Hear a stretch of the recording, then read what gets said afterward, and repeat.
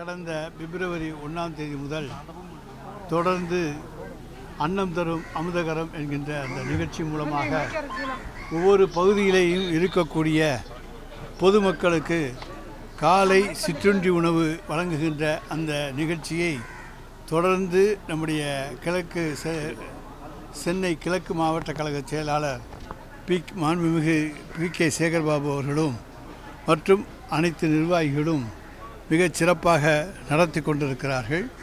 அதில் இன்றைக்கு 225வது நாள் இந்த நாள். எனவே இந்த 225வது நாளும் ஒரு முக்கியமான நாள்.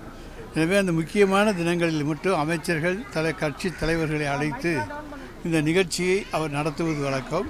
அந்த வகையிலே தான் இன்றைக்கு அக்டோபர் 2 காந்தி பிறந்த நாள். இந்த நாளிலே நம்முடைய அன்னம் தரும் அமுதகரம் நிகழ்ச்சி இங்கே சென்னை கிழக்கு மாவட்ட கழகத்தின் சார்பில் மிகச் சிறப்பாக நடைபெற்றிருக்கிறது. கரூர் துயர சம்பவத்தில் பாஜக அந்த நாடாளுமன்ற குழு அமைச்சதில் எதனால திமுக பயப்படுது, உண்மை வெளியே வந்துருமா? கரூர் அதை பற்றியெல்லாம் நாங்கள் எதுவும் கருத்து சொல்ல விரும்பவில்லை.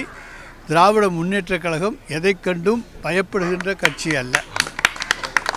நாங்கள் எமர்ஜென்சியை கண்டே பயப்படாதவர்கள்.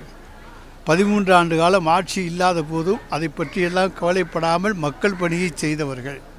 எனவே திராவிட முன்னேற்ற கழகம் பயப்படுகிறது என்ற சொல்லை சொல்லுவதற்கு இந்தியாவிலே எந்த ஒரு கட்சிக்கும் அருகதை இல்லை, பயமுறுத்துவதற்கு எந்த கட்சிக்கும் தகுதியும் இல்லை. அந்த அளவுக்கு அடிப்படையிலே பலமான கட்சி இன்றைக்கு திராவிட முன்னேற்ற கழகம். எனவே அதைத்தோடு நான் நிறுத்திக் கொள்கிறேன். கரூர் விவகாரத்தை பொறுத்த வரைக்கும் உண்மை வருதா, சிபிஐ விசாரணை வேணும் இல்லை உச்சநீதிமன்ற நீதிபதி தலைமையில் விசாரணை சார்? நாங்கள் ஓய்வு பெற்ற நீதியரசு அருணா ஜெகதீசன் கமிஷன் போடப்பட்டிருக்கிறது. அத்தோடு கரூர் பிரச்சனையை பற்றி மாண்புமிகு முதலமைச்சர் அவர்கள் தெளிவான விளக்கங்கள் தந்திருக்கின்றார். அது போதும்.